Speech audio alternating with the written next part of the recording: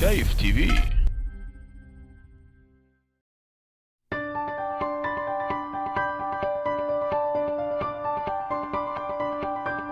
Justin Weaving is the Regional Sales Director of Jaguar Land Rover MENA. He spearheads the sales division for both Jaguar and Land Rover across 12 markets. He also leads a team of regional sales managers from the head office in Dubai. We met up with him at the Desert Palm Resort to talk about Jaguar Land Rover's past, present, and future. Hello, Justin. How are you doing today? I'm well, thanks. Great location. I'm really pleased to be here. Thanks. Just to kind of go straight into it, asking about the market share of Land Rover in the UAE. Tell us about it. I think 2013 set to continue where 2012 left off for us. Okay. Our best sales month ever in the UAE and in the region was last month in March. So we are on the crest of a wave. We've built a very strong sales position over the last couple of years. Where we've seen substantial growth. Why do you think the growth is happening, the reasons for that? Clearly Land Rover is a very strong brand. We are positioned as a market leader in SUVs. We have a very strong product lineup with which we are continually evolving and adding to our product lineup. Which one is your favorite? Would have to be the all-new Range Rover. Okay. And tell me about in terms of the Middle East, which is really your powerhouse. You know, the UAE is the strongest premium market in the Gulf. Yes. The Saudi market gives us the opportunity to expand sales, but where the premium action is at is in the UAE. But there are markets where we're seeing significant growth in that premium sector. So we're looking at Kuwait, we're looking at Qatar as well. Yeah. And all of this is supporting our sales figures. Great. So speaking of Saudi, we've heard that there's a letter of intent for a factory to be there. How far along is this action plan coming into existence? Well, you've heard correctly and you've read correctly. Okay. Jaguar Land Rover has signed a letter of intent. There is a detailed feasibility study underway. Okay. On how Jaguar Land Rover can really benefit from the relationship. Yes. If it actually comes to happen, does that mean that Land Rover will have a different price range? If it were to happen, our price position that we've got in the Middle East would not necessarily change over the price position we have today. Okay. The price position we have today we believe is competitive. It's competitive in the range of our competitive products. It's competitive in the range of prices in those markets within this region. In terms of how you place yourself amongst your competitors in the region? Land Rover is a leader.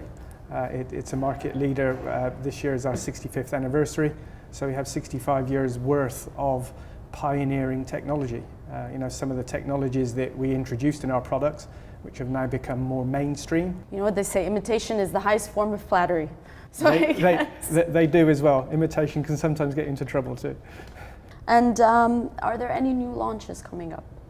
Well, commensurate with it, with investing £2.7 billion of investment in product development technology every year, there are a number of new products which we will be bringing to market.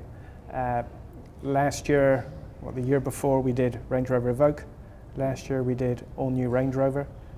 This year at recent motor show we unveiled the all-new Range Rover Sport.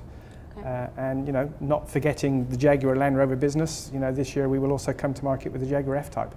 So lots to look forward to. Okay. And tell me a little bit about the Evoque, because it is a new product. How has it been received? I think Evoque is probably been a bit of a secret sales success in a way. I think there are a lot of people that were not necessarily expecting to see the level of sales and the success that the Evoque is brought to the Land Rover brand. But you know, our fiscal year just concluded. Evoque was 210% up. It's a very solid level of sales coming through from a vehicle that is small in size, has a smaller than normal powertrain, and I think it's really got into the hearts and minds of people here in the Gulf. So we've been talking about all the wonderful successes you've had. I'm sure that hasn't been easy. What are some of the challenges that you've had to face? I guess the main challenge we have is related to our success. You know, when you come to market with new product and that new product turns out to be as successful as what ours has been, you know, it gives us challenges on supply. We are looking at this as a business. Jaguar Land Rover are investing in new production facilities in overseas markets to try and take away some of the capacity that we're currently experiencing in the UK manufacturing base, as well as looking at other opportunities to take or build in capacity. So a new engine plant, for example, that will become operational in Jaguar Land Rover. We will be making our own engines for our vehicles. What is the future of JLR in the Middle East? Where do you see it going? We've just gone out of our fiscal period from April through to March. March last month being a record sales month for Land Rover. It was a record sales month across the region. It was a record sales month for the UAE as well. Congratulations. Thanks, we got the supply right on that one. Good. So 2013 is going to continue the way that 2012 left off. Okay. We have a very strong momentum.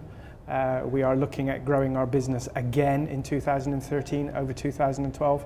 And I think we have a great brand, great products and great distributors around the region to actually be able to do that. Thank you so much, Justin. Great, thank you very much. Thank you.